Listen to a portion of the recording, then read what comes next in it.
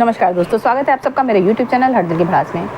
तो आज हम जिस व्यक्ति के ऊपर बात करने जा रहे हैं वो व्यक्ति मेरी नज़र में इतना घटिया है कि मुझे लगता है अगर मैं उसका नाम लेती हूँ तो मेरी जो ज़ुबान है वो अपवित्र हो जाती है, मेरा जो मुख है वो अशुद्ध हो जाता है।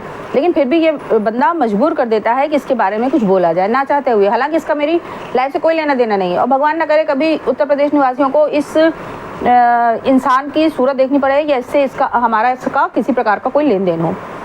उत्तर प्रदेश वाले भले ही दिल्ली के लोगों से थोड़े गरीब हों, भले ही दिल्ली के लोगों से कम पढ़े लिखे हों, लेकिन इस मामले में वो एकदम क्लियर है कि इसके जैसा घटिया इंसान, जो कि इंसान कहने के लायक ही नहीं है मेरी मानिए तो। मुझे तो लगता है कि सांप हर रोज इससे जहर लेकर के जाता होगा, गिरगिट रंग बदलने की कला इसी से सीखा होगा, भेड़िया ने लोमड़ी ने धूर्तता इसी से पाई होगी। इस इंसान के बारे में जितना कहा जाए उतना कम है। ये हर वक्त हिंदुओं के बल पे ही, सीधी सी बात है कि जब ये देश में आया तो ये तो मूल्यों के आधार पर अपनी सरकार कह के आया था कि मैं मूल्यों के आधार पर सरकार बनाऊंगा, मैं शुद्धता लेके आऊंगा राजनीति में, मैं अच्छी राजनीति करूंगा, मैं पढ़े लिखे लोगों की सरकार बनाऊंगा। तो इसको क्या लगता है कि इसको वोट देने वाले हिंदू नहीं कोई और जात के लोग थे?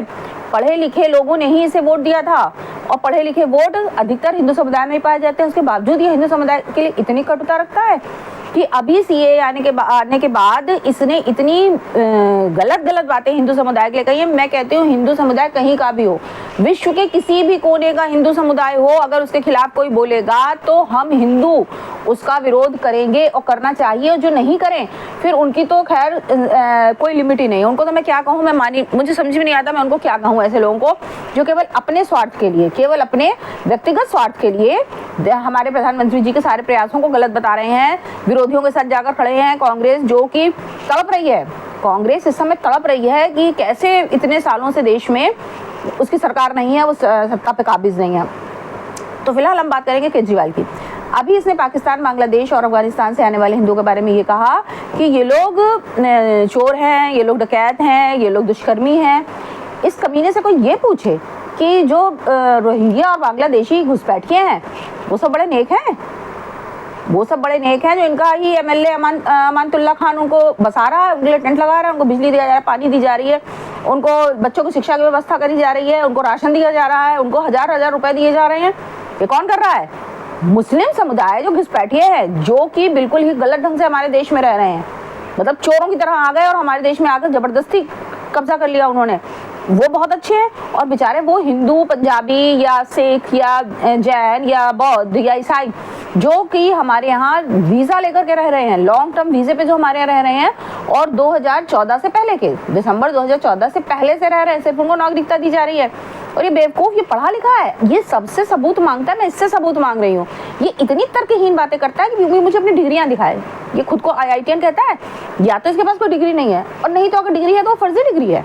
जिस हिसाब से इसकी तर्कहीन बातें हो रही हैं, जब एक डेडलाइन है तो ये कैसे कह सकता है कि ये जो है इतने सारे लोग आ जाएंगे तो इन्हें कहाँ रखेंगे, वो हमारे घर के बाहर झुग्गी झोपड़ी डाल के रहेंगे। और एक बात और सुनिए, ये खुद को नेता कहता है। नेता की परिभाषा क्या होती है?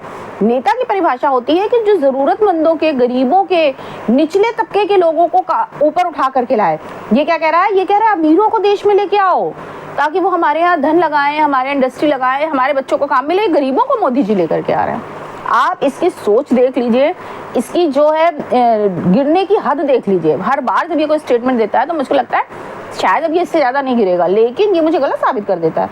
अगले स्टेटमेंट में ये उससे ज़्यादा गिर जाता है।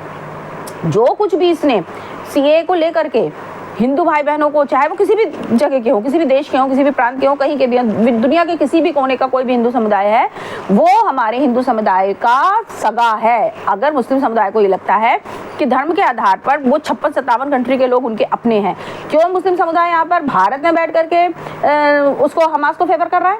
क्यों कर रहा है? इसलिए कर रहा है ना कि वहाँ पे मुस्लिम्स हैं, तो ठीक है। और ये भी नहीं है कि हमारे हिंदू कुछ गलत कर रहे हैं। हमारे हिंदू गलत करेंगे, हम बेशक कहेंगे कि हाँ इनके ऊपर एक्शन लिया जाए।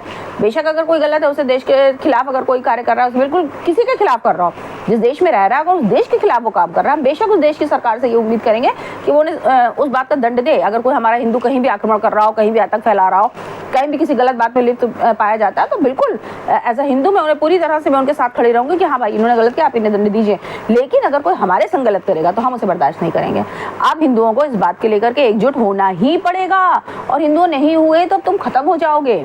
लिखवा लो, क्योंकि बहुत सारे हिंदू ही तुम्हारे भीतर जो है जयचंद बने पड़े हुए हैं, जो अपने व्यक्तिगत लाभ के लिए, अपने लाख लाख के पर्दे के लिए, करोड़ करोड़ के टॉयलेट सीट के लिए और लाख लाख की कालीन के लिए वो क्या करेंगे, वो तुम्हारा दमन करने की पूरी कोशिश करेंगे। और वो ये चाहेंगे कि देश में कभी भी एक ऐसी सरकार, स्टेबल सरकार ना रहे जो कि जनता के हित के लिए, देश के भविष्य के लिए काम करे। वो हमेशा ये चाहेंगे कि वो भ्रष्टाचारी सरकार बनी रहे। जैसे अभी इसके सारे नेता तो जेल में पड़े हैं, अगला नंबर इसका है।